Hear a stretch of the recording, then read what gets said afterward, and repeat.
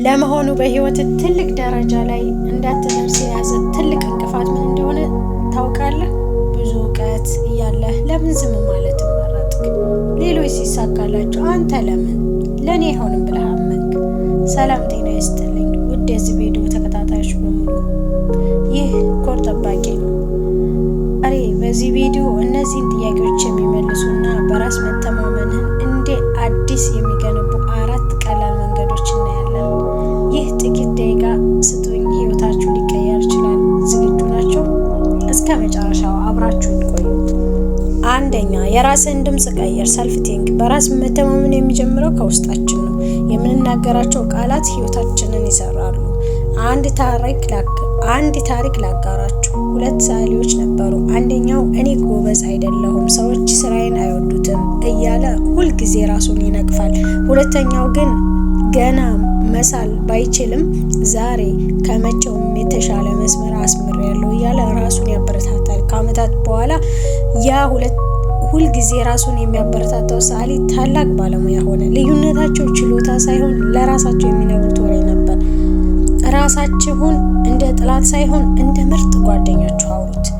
ሁለተኛ፣ ትናንሽ ድሎችን ማክበር። ስሞል ዊን። ትልቅ ተራሮችን ለመውጣት የመጀመሪያውን እርምጃ መጀመር ግድ ነው። በራስ መተማመን በአንድ ሌሊት አይመጣም።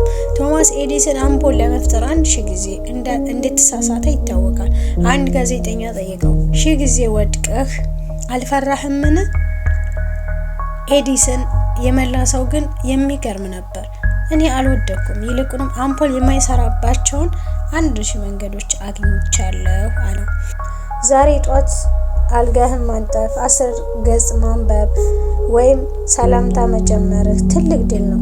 እነዚህን ትናንሽ ድሎች ስታከብር አእምሮህ እኔ እችላለሁ የሚል መልእክት ይደርሰዋል። ሶስተኛ፣ የሰውነትን ቋንቋ አስተካከል። ቦዲ ላንጉጅ። ሳናውቀው የሰውነታችንን አቋቋም ስሜታችንን ይቆጣጠረዋል። ትከሻችንን ስናወርድና መሬት ስናይ አእምሯችን የፍርሃት ሆርሞንን ያመነጫል። አሁን ይህንን እየሰማችሁ ያላችሁ ሰዎች ትከሻችሁን ቀጥ አድርጉ፣ ደረታችሁን ነፋ አድርጉና ወደ ላይ ቀና በሉ።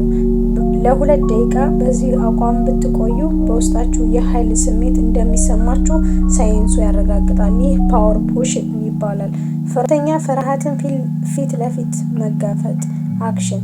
በራስ መተማመን የሚመጣው ፍርሃት ሲጠፋ ሳይሆን ፍርሃት እያለህም ስትሰራው ነው። አንድ ወጣት በብዙ ሰዎች ፊት መናገር በጣም ይፈራ ነበር። አንድ ቀን ግን ለጓደኛው ሰርግ ምስጋና ማቅረብ አለብኝ ብሎ ወሰነ። እግሮቹ እየተንቀጠቀጡ ድምፁ እየተቆራረጠ መድረክ ላይ ወጣ። ንግግሩን ጨርሶ ሲወርድ ሰዎች አጨበጨቡለት። ያኔ የተረዳው ነገር ቢኖር መፍራት ችግር የለውም፣ መሸሽ ግን እድልን ያሳጣል የሚለውን ነበር። እንግዲህ ውድ ተመልካቾቼ፣ በራስ መተማመን ልክ እንደ ጡንቻ በልምምድ የሚዳብር ነው። ዛሬ የተነጋገርንባቸውን 4 ነጥቦች ደጋግማችሁ አስቧቸው። ለራስ የምትነግረውን ወሬ ቀይር። ትናንሽ ስኬቶችን እወቅ። ቀና ብለህ ሂድ። የፈራኸውን ነገር ዛሬውኑ ሞክረው። ህይወት ያንተ ናት። በራስ መተማመን ስላዳመጣችሁኝ አመሰግናለሁ። በቀጣይ በሌላ ርዕስ እስከምንገናኝ ቸር ሰንብቱ።